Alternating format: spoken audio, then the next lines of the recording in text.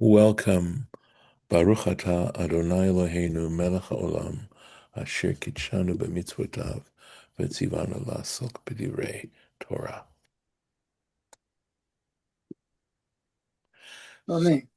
Thank you. So here's where we left off the other time, yesterday, the previous lesson. Again, you'll see we are talking about territory, the land of Israel, right? Vaydaber Hashem el Moshe lemor. The Lord spoke to Moses, saying, Daber el bnei Israel, speak to the children of Israel, va'amarta alehem, and say to them, Ki atem ovrim et hayardain. So I think the key here means when you cross over the Jordan, Artsa Canaan, to the land of Canaan. Vehikritem lachem arim, arei miklat.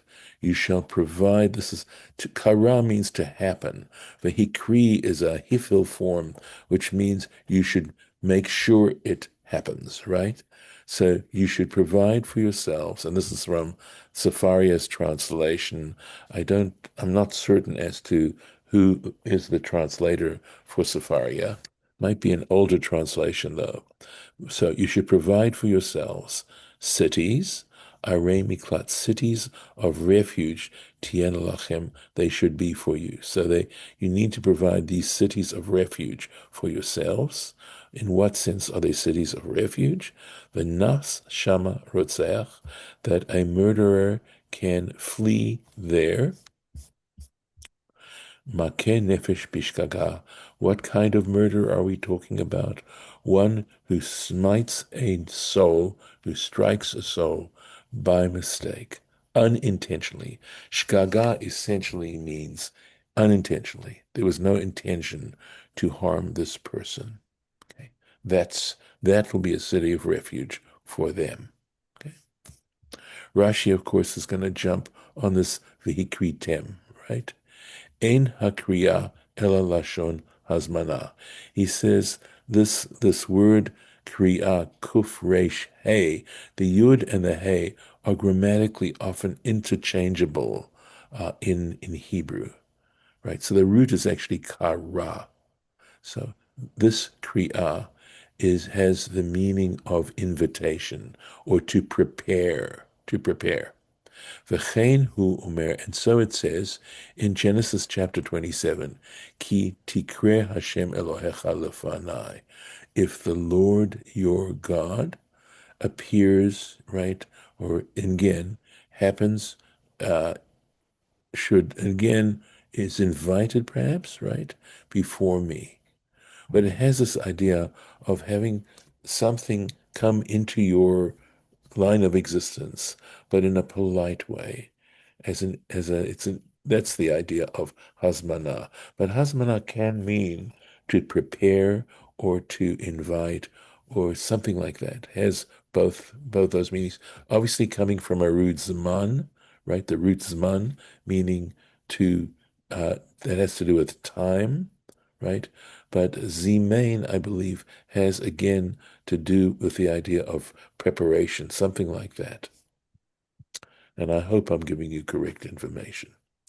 V'hayu lachem ha'arim lemiklat migoel, and these cities shall be for you as a refuge, right, from the avenger.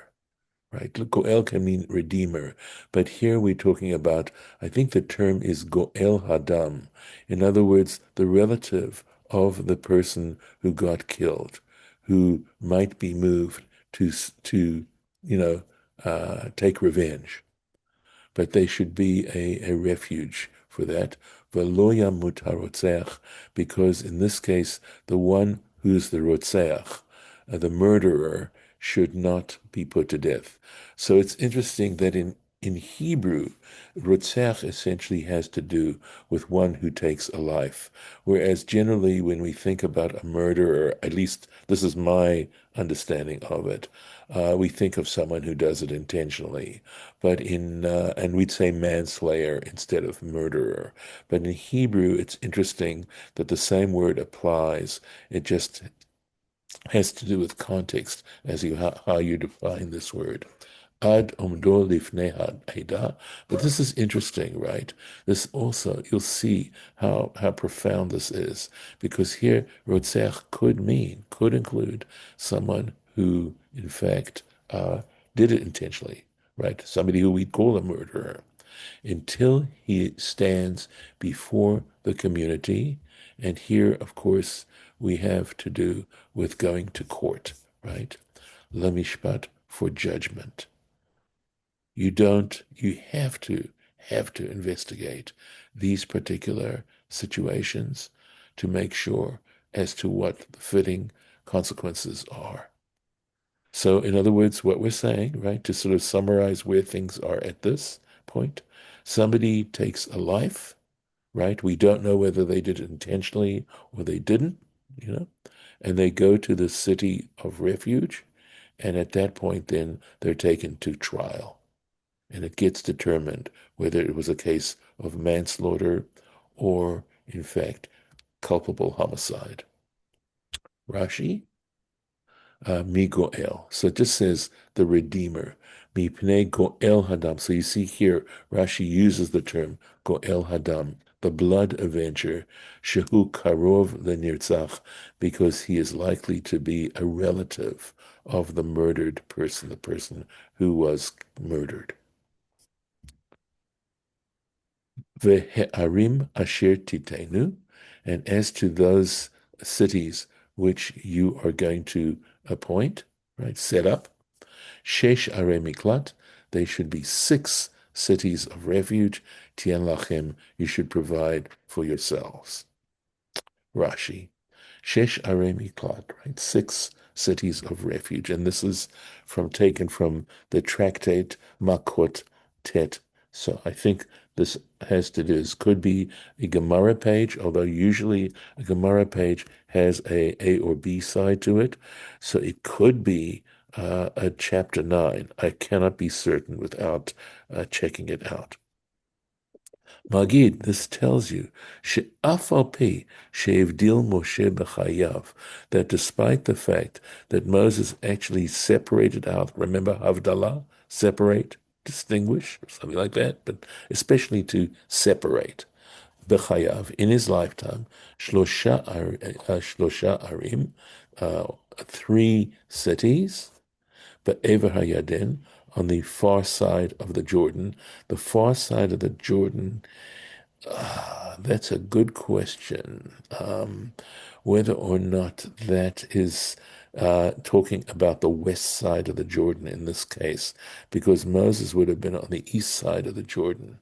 Lo hayu koltot ad shenivcharu shlosh shenatan Yehoshua be'eretz Knan. Yes, this definitely means that, and it's so to translate it means. However, they did not serve koltot. They did not absorb. They didn't act in this particular way. They didn't serve as cities of refuge. Ad shenivcharu shalosh, until the 3 were chosen. Shenatan Yehoshua be'eretz Knan, whom Joshua appointed, he set them up in the land of Canaan. So what it's saying is there have to be 6 of them for any one of them to actually serve in this capacity. Yeah, Yes, quick. sorry, David. Yes, question. No, it's okay. Question, and maybe we'll get to this, but the other category that hasn't didn't get talked about was murder and self-defense. So where does that fall between these two? Because one's like involuntary manslaughter, and the other one's really murder. Where does that fall, That, or do we that, get to that? that's really good. I don't recollect that it's actually dealt with. Um, I do not remember. My guess, though, honestly, is that there is a general category of self-defense that because actually that argument is used to justify abortion, because a situation in which abortion is permissible is if the fetus is going to result in continuing the pregnancy is going to result in the death of the mother. Mm. And that's not the case in Catholicism, by the way. So there are limitations to this. That is to say that if the baby has crowned, right? In the birth, in the process of giving birth, you have to unfortunately sacrifice the life of the mother. But that is the only case. But if prior to the baby's actual crowning, the uh, the mother's life is endangered, you're allowed to take the baby's life because at that point the baby is considered to be one who is threatening the life of someone else, and the Torah gives you permission to defend yourself. So it is dealt with, the subject is dealt with, probably in far more detail than I'm sharing with you here, and probably in a situation, not in case of the pregnancy, but I just happen to be aware of that being the argument that allows for abortion to take place if the life of the mother is threatened by the fetus. Got it. Yeah, it was. It doesn't sound like it would go through this same kind of, judicial system that we're talking about here. So, okay, No. that's all I was asking. Okay, got Right, it. right. I mean, it could be that here you'll see the Torah is going to define what situation it's talking about. The Torah is actually going to go into some detail regarding this situation, and it means unintentional. Okay, Right. and it can mean accidental, but you know that even in accidental situations, there are sometimes situations where there is foreknowledge that this is dangerous and that one needs to take added precautions. And if one does not take those added precautions, then there's a question of culpability, right? So, there's the case of the goring ox, right? In a case where you actually know that the ox is a goring ox and you didn't take the necessary precautions to prevent somebody getting killed. Okay. So it is, of course, a vast area of law, right? So, Got it. um, Thank you. no, I'm glad you asked the question. Thank you. Et shlosh harim titnu be'ever hayarden. So here we go. It says three cities you shall set up on the far side of the Jordan. Ve'et shlosh ha'arim, and three cities titnu be'eretz Canaan, in the land of Canaan. So you can see. So in this case, of course, Ever Hayarden means on the east side of the Jordan, because they're speaking about a time when the Israelites had been settled in the land. Are Miklatiena, they shall serve as cities of refuge. See, just wait, make sure. All right, so we'll just have to let stand what Rashi meant by Ever Hardain in this particular case. So let's go into here. All right, so obviously we've got something here. Okay, here we go. Et shlosh ha'arim, three of the cities, etc. And then again, this tractate Makot in the same area. Af al pi shebe'eretz Kna'an tet shvatim, despite the fact that in the land of Canaan, that is on the east side, sorry, the west side of the Jordan, there are nine of the tribes.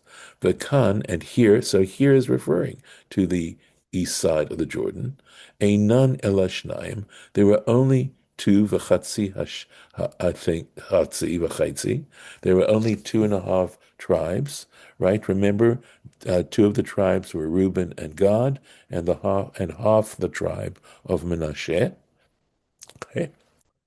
Hishva minyan arei miklat. Nevertheless, the number of the cities of refuge were half on the one side. Hishva means they were equal, three on the one side, even though there are two and a half tribes on the one side and nine tribes on the other side.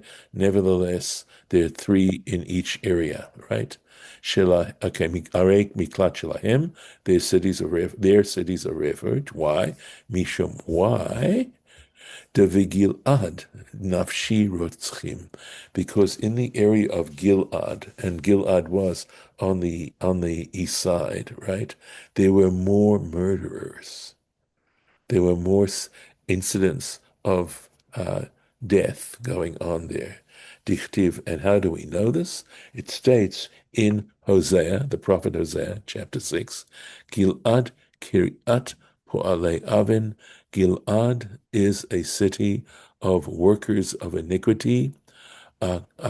So it looks like, I think it's Akuva Midam, sated with blood. So that's why they needed to be more cities of refuge, because there were more people dying up in the Gilad area, under human conditions, I guess, is what we're talking about here, from the reason of human beings. So that's the argument.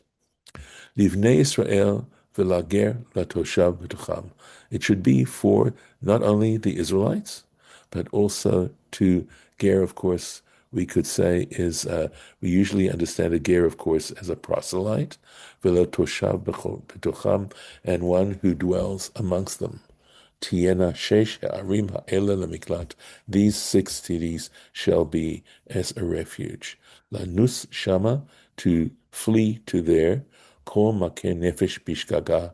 Anyone who strikes a soul, who kills someone essentially, bishgaga, unintentionally.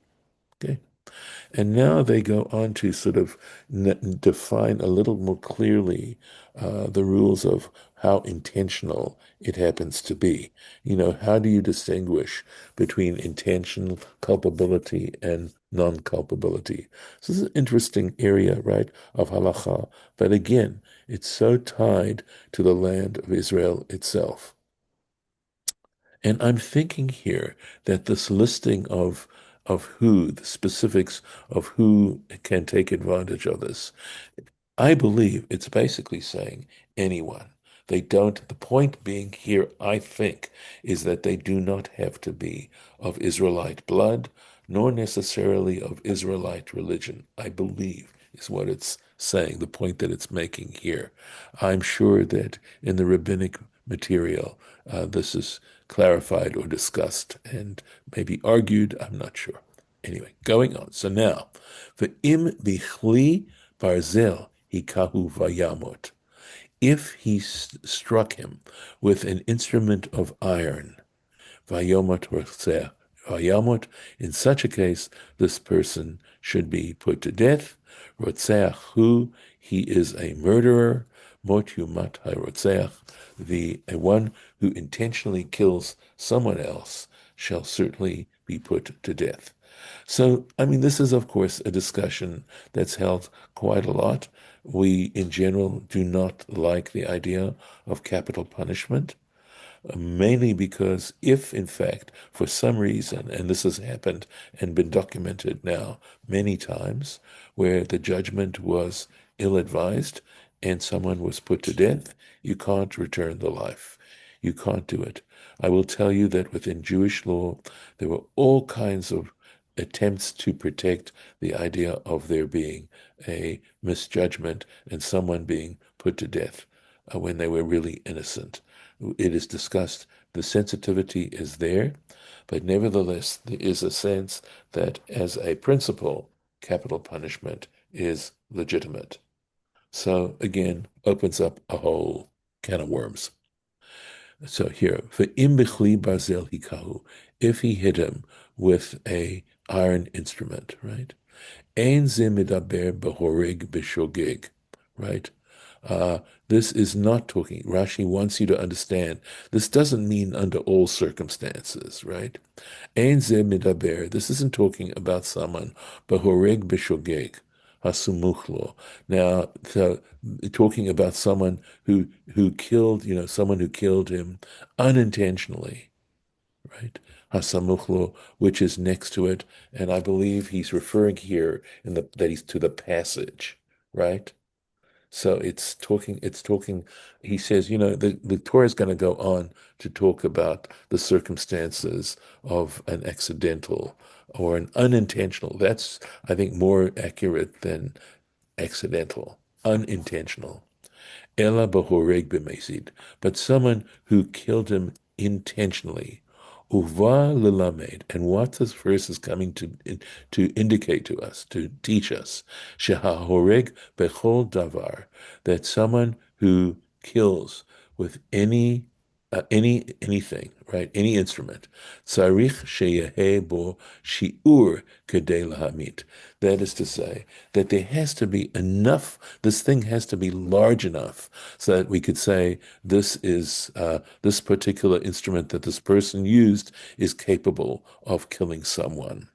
So if someone hits someone with a matchstick, and somehow that matchstick winds up killing that person, nobody would think that a matchstick, or a toothpick or something like that. You understand the point that I'm making is that it's is capable of killing someone. In other words, in order to determine culpability, they have to be using something that is capable of killing someone. Now, I will tell you again, this is discussed extensively. So, what about your hands? So, your hands obviously are always capable of killing someone. But here we're talking about taking an object, right? Shne'emar bekulam, because regarding all these things, you'll see where it talks about other objects, right? Regarding all of them, it says asher yamut bo, right? With which a person can be killed, with which a person can be killed. The Metkargaminan, because if you look at the Aramaic translation, dehi ke masat uh, deyamutba. It has to be the amount that someone could be killed with. Chutz min hamazel, and the only exception is iron. Iron. She got obviously anything that is similar to iron. I mean, I guess it could be bronze. You understand? I think they're really talking about metal here specifically. Shigalui v'yadu lifnei HaKadosh Baruch Hu, because the Holy One, blessed be He, is quite aware, right? It is revealed and known before God. Shehabazel meimit b'kol shehu, because iron is capable of killing someone in any amount. Afilu machat, even a needle. It can kill someone. Lefichach, and for this reason, lo nitna bo Torah shiur lakatuv bo, right? Asher yamut bo. And that's the reason why, in this particular case, the Torah doesn't say with which a person can be killed. Regarding iron, it doesn't have that phrase. Ve'im tomar behoreg b'shogeg hakatuv medaber. Well, what if you want to argue that this is talking about someone who killed someone unintentionally, and that the Torah is telling you that if someone has using an iron instrument, or there's an iron instrument of some kind involved in the death of that individual, right?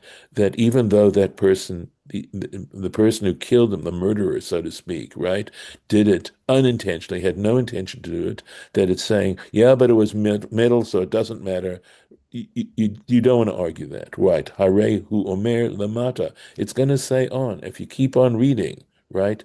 O bechol even asher yamut ba. It then goes on to say, with any stone with which one can be killed, right? Below, below re'ot v'gomer, without the person seeing. In other words, this person threw a stone somewhere, and someone was in the way, and they got killed, right?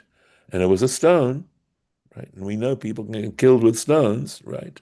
Limed ha'amurim lamala. So this later verse teaches you regarding the verses that preceded it, shebehorig b'mezid hakaduv medaber, that it's talking about a situation where somebody used a metal object to kill intentionally, where they had every intention of killing, and that metal is capable of killing under all circumstances. And that is a place where we are going to stop right here and pick it up with this. Oh dear. Second here. Sorry. Okay. For some reason, this is okay. To take care of it. I will, and I'm going to stop the share. Okay. All right. Any thoughts, any comments before I stop recording? Harlan, you're trying to say something. No, I just was wondering about when they somebody accidentally kills somebody, they have these sanctuaries, cities that they can go to. Yes. Right. That is the point. The point is to make sure that this person isn't killed by an emotional, reaction on the part of a relative. And doesn't have to be a relative as such, but in other words, that this person is going to be given a trial, that this person has to stand trial so that they can actually determine this. So I'm going to stop the We, recording. Did you want to do something? we have a Me, did you want to say we something for have the an record? interesting. Oh, yeah. No, I'm Go fine. on, go on, Morris. I was I was saying there's an interesting story going on in Canton. Um, a fellow shot a gun in the air, and the bullet landed in a woman. I don't know whether she was killed or she's seriously injured, but when he shot it in the air and it went into her house. Right, right. So this clearly is a case of unintentional, but nevertheless, one has to, just because it's unintentional doesn't mean you get off free. There's still levels of responsibility. And I'm just to give you a little taste of what's coming up, is I believe the classic example in our tradition is somebody who's chopping wood. And as they're chopping wood, the axe head falls off, it gets flies into the air and kills someone. Now there are questions here.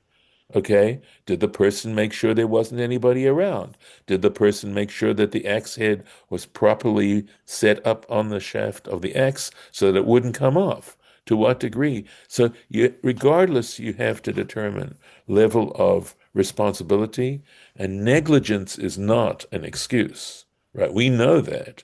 Does it lessen the punishment and the consequences? Yes, it does. But nevertheless, it still bears responsibility. And with that happy note, I will stop the recording.